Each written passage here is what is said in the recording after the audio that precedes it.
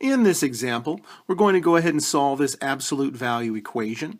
And the first thing I need to focus on doing is to isolate this absolute value expression so then we can divide our equation down into two separate equations.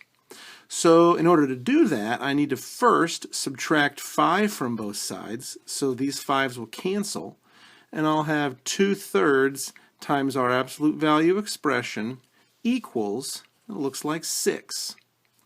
So the next thing that we have to do in order to isolate this absolute value expression is to multiply both sides by the reciprocal. So we have this 2/3 out front. So let's go ahead and multiply by 3/2. And when I do that, the 2's and the 3's cancel on that left side, and it does isolate this absolute value expression, 2c minus 3. And I'll end up with, let's see, I can go ahead and reduce there, 3 times 3 is 9. So now I see that the absolute value of 2c minus 3 equals 9.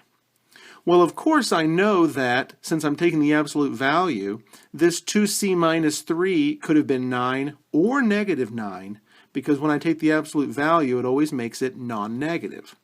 So I'm going to go ahead and split this up into two separate and independent equations, because 2c minus 3 could be positive 9.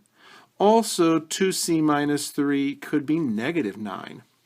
And so let's go ahead and solve both of these equations independently. So we'll add 3 to both sides, and we can go ahead and work on both at the same time if you like, or you can work them separately. So the 3's cancel. In the left case, I have 2c equals 12, and here I have 2c equals negative 6. So the last thing to do then is to divide both sides of the equations by 2 to isolate that c, and so we'll see both ways there. So in the left case we have c equals 6, and in the right case I have c equals negative 3. So I'll go ahead and say that c equals negative 3 comma 6, and there's both our solutions. So let's go ahead and plug them in and kind of make sure that they work. So negative 3 and 6 are our values. So let's do negative 3 first. 2 times negative 3 is negative 6. Minus 3 is negative 9. And when I take the absolute value of negative 9, I get positive 9. And 2/3 of 9 is 6. 6 plus 5 is 11. So negative 3 worked out okay.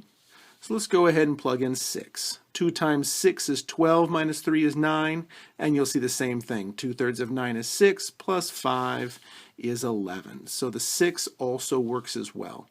So c equals negative 3 and 6 will be the two solutions for this absolute value equation.